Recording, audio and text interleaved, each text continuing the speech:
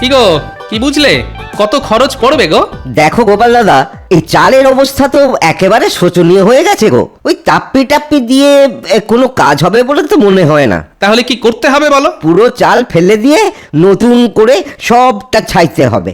বাবা, এ তো অনেক খরচের ব্যাপার। সে তো খরচ একটু হবেই। কত?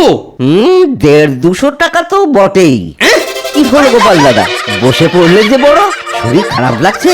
ওই মানে তোমার খরচের বহর শুনে মাথাটা কেমন বো করে ঘুরে গেল ভাই। তাহলে আমি চলি। কোথাও যাবে না তুমি, বলি কাল থেকেই চালটা সরাতে শুরু করে দাও। ওই কিপটে বুড়োকে ধরে খরচ খরচা আমি ঠিক আদায় করে নেব। সব চাল খুলে সারাতে গেলে না ওই সপ্তাহ খানেকের মতো সময় লাগবে কিন্তু। সপ্তাহ খানেক? গো, এই কদিন আমরা থাকবো কোথায়? গেলে তো আবার আপনার মতো বড় বড় কুকীর্তি করতে হয়। কি বলতে চাইছো তুমি? না মানে ওই যে মাঝে মধ্যেই আপনি যা করে থাকেন, যেন তেন প্রকারেণ মহারাজকে ঠকিয়ে ওই রাজকোষ থেকে টাকা হাতিয়ে নেওয়া। গোপাল, এরকম উল্টো পাল্টা কথা বললে না। এ বাবা, উল্টো পাল্টা আবার বললাম কখন? সত্যি কথা বলতে কি, আপনার এই গুণের কথা কে আর না জানে বলুন? দেখুন দেখুন, ওই যে লোকটা যাচ্ছে, ওকে ডেকে জিজ্ঞেস করলো না, ও আপনার গুণের কথা বলে দেবে। গোপাল, এ বাবা, খামোকা রেগে যাচ্ছেন কেন মন্ত্রী মশাই? আচ্ছা আচ্ছা, ঠিক আছে ঠিক আছে, একবার জিজ্ঞেস করেই দেখি। অর্বাচীন,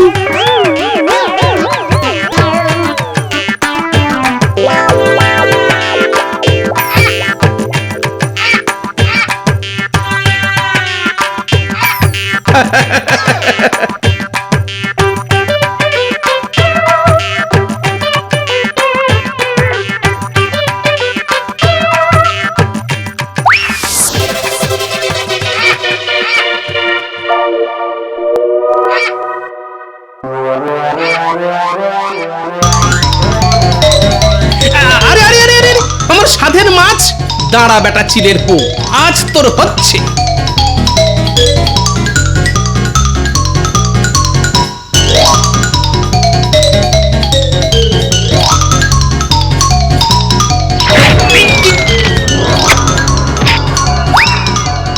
এহে, আলু পটল রাস্তায় গড়াগড়ি খেলো রে।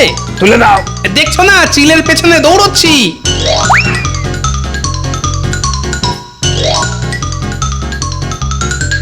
হায় হায় হায়, এ আমার কি হলো? মাথার চাল যে মাটিতে গড়াগড়ি খেলো গো।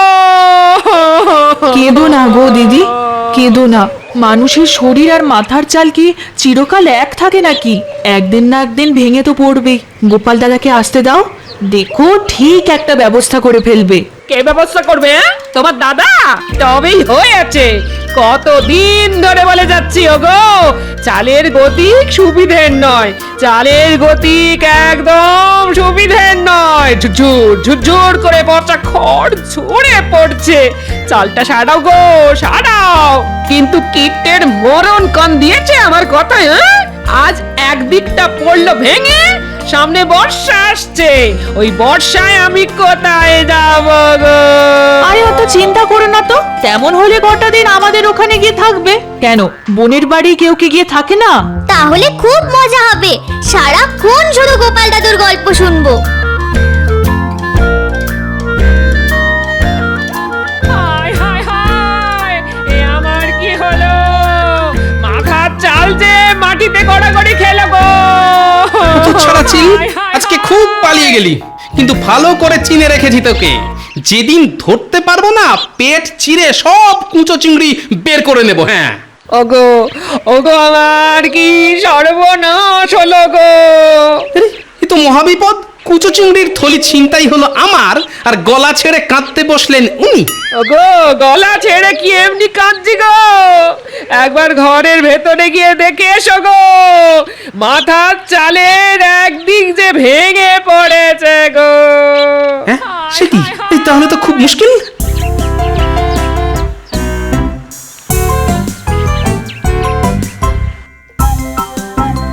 ওফ, কার মুখ দেখেছে আজকে উঠেছিলাম কে জানে। হাত থেকে কুচো চিংড়ির থলি গেল, ঘরের চাল গেল। ও কি ক্ষতি, কি ক্ষতি! ক্ষতির ওপর ক্ষতি, ক্ষতির ওপর ক্ষতি। কত টাকা আবার গচ্চা যাবে। বাংলায় একটা কথা আছে না, কয়লাকে যতই ধোয়া হোক না কেন ময়লা কিছুতেই যায় না। এ কথা কেন বলছেন মহারাজ? আরে বলছি কি আর সাধে, বলছি গোপালের ব্যবহারে। এত করে বলা সত্ত্বেও একদিনও যদি সময় মতো আসে। ইয়ার এমন নতুন কথা কি? কিছু মনে করবেন না মহারাজ, আসলে আপনার কাছ থেকে ভালো ব্যবহার পেয়ে পেয়ে ও এতটা বেপরোয়া হয়ে গেছে। আজ আসতে দাও ওকে, আজ দেখিয়ে দেব খারাপ ব্যবহার কাকে বলে। আর কত খারাপ ব্যবহার করবেন মহারাজ? মানে বলছিলাম মাথার উপর ওই যে উনি বসে আছেন, তিনি আর আমার সঙ্গে আর কত খারাপ ব্যবহার করবেন। মানে কি বলবো মহারাজ, আমার এখন খুব খারাপ সময় চলছে। কিরকম কিরকম? দেখুন না, সকালে হাত থেকে কুচো চিংড়ির থলি চিল এসে ছ মেরে নিয়ে পালালো। ওদিকে বাড়ি গিয়ে দেখি ঘরের চালের একদিক ধসে গেছে। এই সব সামলে আস্তে আস্তে এত দেরি হয়ে গেল, মাথায় যে এখন কত দুশ্চিন্তা। ঠিক হয়েছে, ঠিক হয়েছে। সকালে আমার সম্পর্কে খারাপ খারাপ কথা বলার ফল হাতে হাতে পেয়েছে। ঠিক হয়েছে। আচ্ছা গোপাল, গতবার বর্ষার মুখে তো চাল ছাড়াবার জন্য তুমি আমার কাছ থেকে টাকা নিয়ে গিয়েছিলে, তা সে টাকা দিয়ে চাল সারাওনি কেন? কি করে সারাবো মহারাজ? ওই যে কথায় আছে না, অভাবের সংসারে নুন আনতে পান্তা ফুরিয়ে যায়। আপনার দেওয়া চাল সারাবার টাকা তো খাবার কিনতেই খরচা হয়ে গেল। চালের টাকায় চাল কেনা খুব খারাপ কাজ। বর্ষাকালে জল পড়তে পারে বাজ। না গোপাল না, চাল সারাবার টাকায় চাল কিনে খুব খারাপ কাজ করেছো তুমি। স্বীকার করছি মহারাজ, খারাপ কাজ করেছি, কিন্তু এবার যদি কিছু টাকা দিয়ে সাহায্য করেন। একেবারে দেবেন না মহারাজ, দেখবেন এবারে হয়তো চাল ছাড়াবার টাকায় ডাল কিনে বসবে। ওর ছলনার তো আর শেষ নেই মহারাজ। না গোপাল, আর তোমার টাকা দিতে পারবো না। নিজের চাল সারাবার ব্যবস্থা নিজেকেই করতে হবে তোমায়। এবারে বোঝো, কত ধানে কত চাল।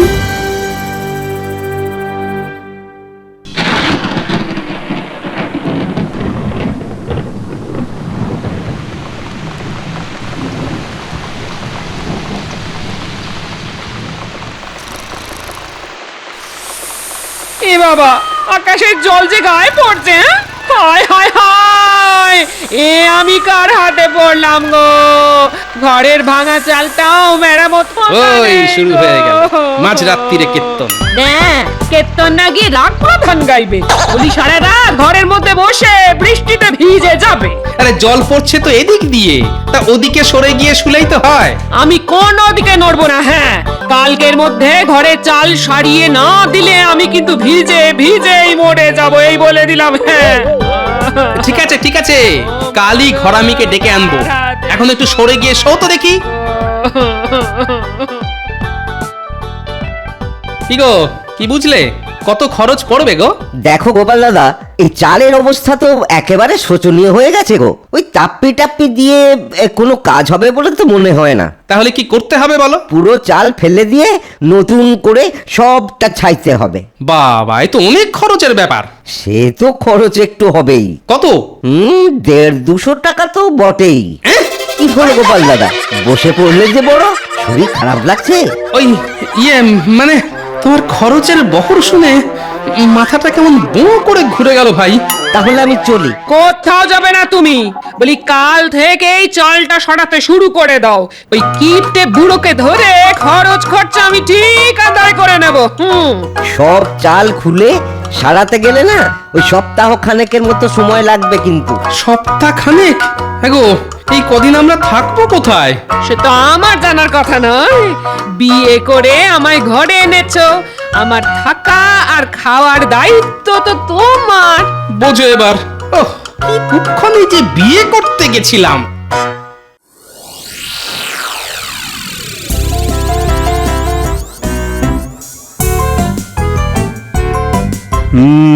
প্রকৃতির চরিত্র বোঝা কার সাধ্য। কাল রাতে কত ঝমঝম করে বৃষ্টি, আর আজ সকালে কেমন ঝলমলে রোদ। প্রণাম মহারাজ। কি ব্যাপার এই সাত সকালে তুমি? মহারাজ, চাল সারাবার ব্যবস্থা হয়ে গেছে মহারাজ। ভালো কথা। তা আমায় কি করতে হবে? না না মহারাজ, টাকা দিতে হবে না। ঠিক করেছি ভোলা ময়রার কাছ থেকে চড়া সুদে কিছু টাকা ধার করে চাল সারাবো, তারপর না খেয়ে ওই টাকা শোধ করব মহারাজ। খুব ভালো, খুব ভালো। কিন্তু মহারাজ, আমি থাকবো কোথায়? কোথায় থাকবে মানে? ঘরামি বলেছে সমস্ত চালটা খুলে ফেলবে আর সারাতে লাগবে 1 সপ্তাহ। এই কটা দিন আমি কোথায় মাথা গুজবো মহারাজ? ও, সেসব আমি কি জানি? তোমার তো চেনা শোনা অনেকে আছে, তাদের কারোর বাড়িতে কটা দিন কাটিয়ে দাও না। হ্যাঁ, ওই পুটির মা বলেছে বটে, তবে তার নিজেরই তো ছোট ঘর, তার উপর বাচ্চা কাচ্চা। আচ্ছা মহারাজ, কটা দিন আপনার বাড়িতে যদি থাকি? না না না না না, সেটা হয় না। তুমি অন্য কোথাও ব্যবস্থা দেখো।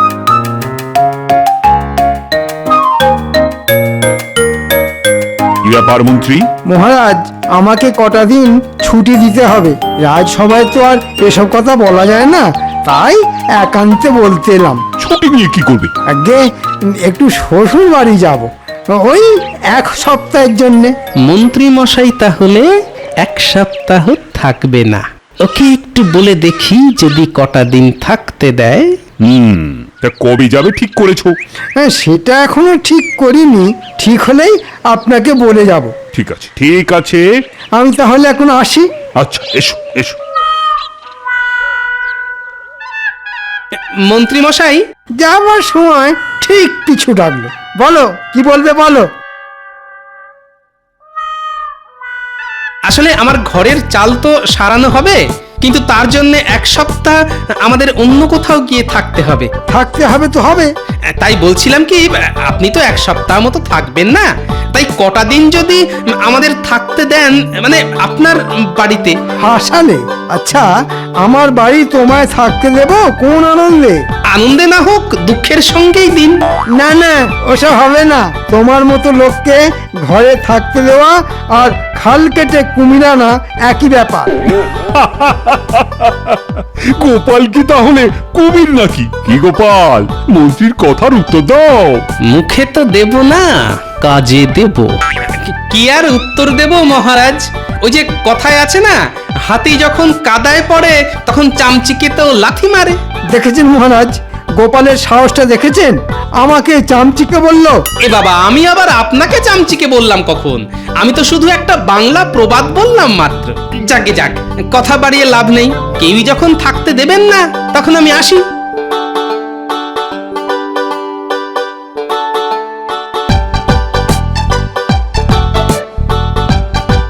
তাহলে বুঝতে পারলি তো কি করতে হবে? খুব পেরেছি গোপাল দাদু, দেখো না কি করি। হাড় একেবারে কাঁপিয়ে দেব। এমন নাচা নাচিয়ে দেব যে পালাতে আর পথ পাবে না। বাহ, এই তো চাই। তাহলে রাতের বেলা আবার দেখা হবে। পুটি, তোদের ওটাকে তাহলে কোলে করে নিয়ে আসিস। তুমি কিচ্ছু চিন্তা করো না গোপাল দাদু। আমরা তাহলে এখন আসি। হ্যাঁ, আয় আয়।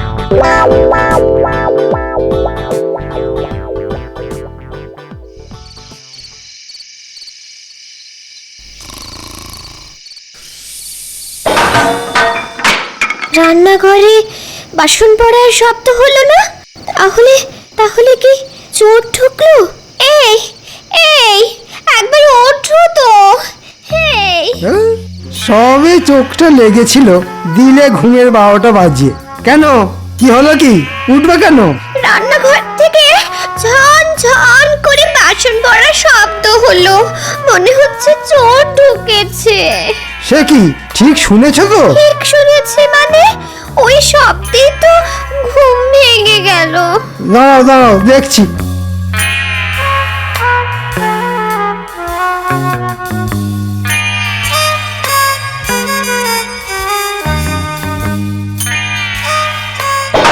কে কে কে কে কে কে কে রে? বাবা, এটা আবার কে রে?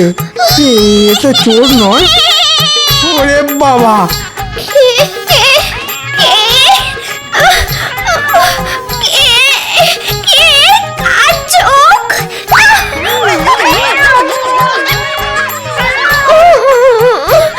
এই কি হলো গো?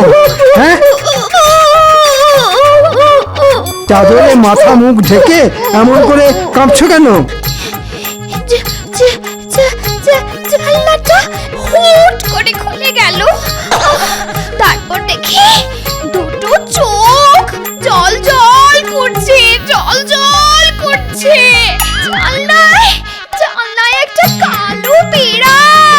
সে কি, জানলায় তো ছিটকিনি ছিল, আর কালো বেড়াল কোত্থেকে এলো?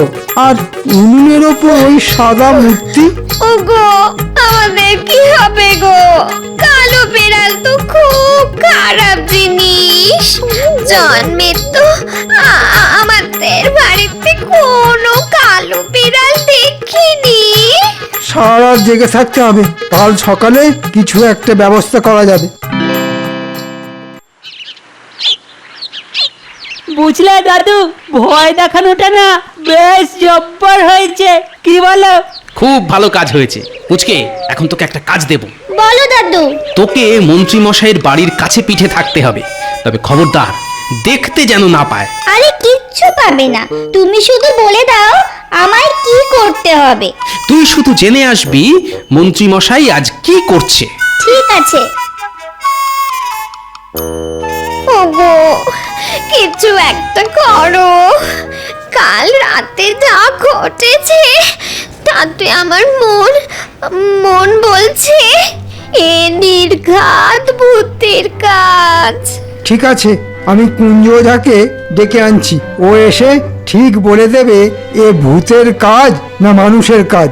আর ভূতের কাজ হলে ঝাড়ফুঁক করে ঠিক ভূত তাড়িয়ে দেবে, আর মানুষের কাজ হলে ব্যবস্থা নেব আমি ওর বাড়ি যাচ্ছি।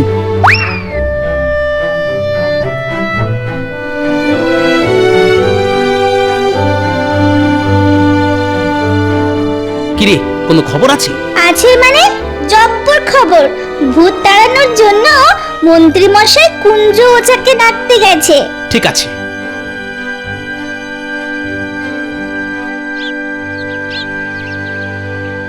কুঞ্জ, ও কুঞ্জ, কুঞ্জ। আমার ঘরে মন্ত্রী মশাইয়ের আগমন, কি সৌভাগ্য আমার। হ্যাঁ, আসুন আসুন। আমার দুর্ভাগ্য, তাই তোর সৌভাগ্য। হিয়ালিটা ঠিক বুঝলাম না মন্ত্রী মশাই। শোন, কাল রাতে আমার বাড়িতে মনে হচ্ছে ভূতের উৎপাত হয়েছিল। তোকে শুধু গুণে বলে দিতে হবে এ ভূতের কাজ না মানুষের কাজ। ভূতের কাজ হলে ভূত তাড়াবি তুই, আর মানুষ হলে শাস্তি দেব আমি। ঠিক আছে? ঠিক আছে ঠিক আছে, আপনি যান, আমি গোছ গাছ করেই ফুরুত করে চলে আসছি।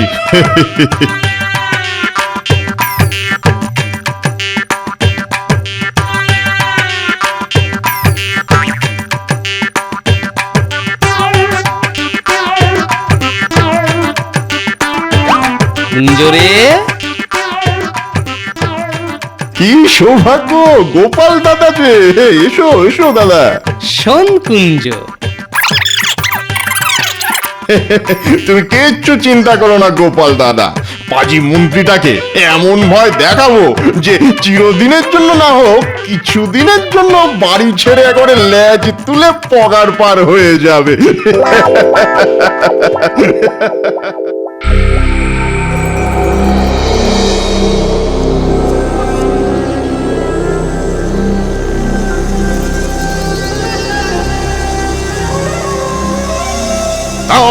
রিং রিং ছক্কা রিং রিং আক্কা ডং ডং কুং গাং মুং হুত।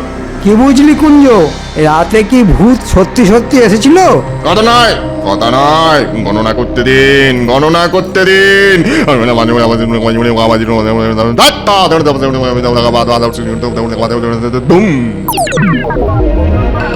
কি বললে তুমি? তুমি আবার ফিরে এসেছো? হ্যাঁ, কে এসেছে কুঞ্জ? মন্ত্রী মশাই, এ যে সে কেউ নয়, স্বয়ং ব্রহ্মদত্তী বাবা। মানে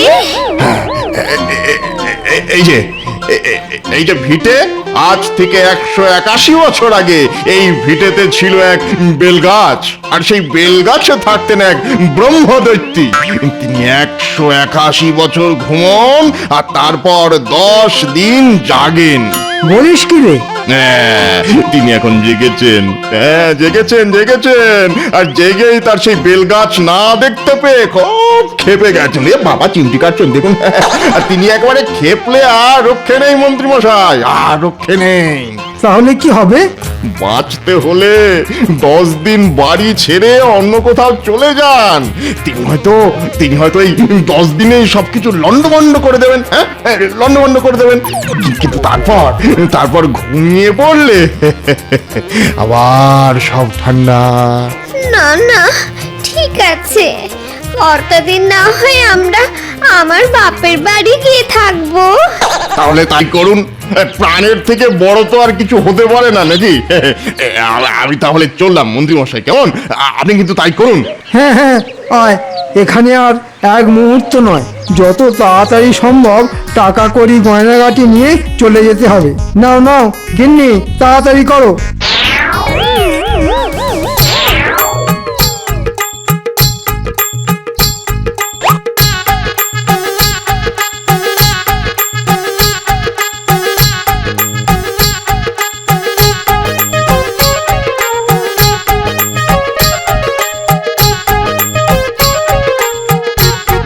ব্যাপার মন্ত্রী মশাই, অন্তদন্ত হয়ে কোথায় চলেছেন? জমের বাড়ি থেকে বাঁচতে শ্বশুর বাড়ি যাচ্ছি। আর আপনার বাড়ি? ওটা এখন ভূতের বাড়ি। আরে দাঁড়িয়ে পড়লে কেন? চলো চলো। মন্ত্রী মশাই, কি হলো কি? বলছিলাম কি, আমার বাড়ির চাল তো সারানো হবে, তাই কটা দিন যদি আপনার বাড়িতে থাকার অনুমতি দেন। তাহলে থাকো গিয়ে। তবে ভূতে এসে ঘাড় মটকে দিলে আমাকে আবার দোষ দিও না কিন্তু।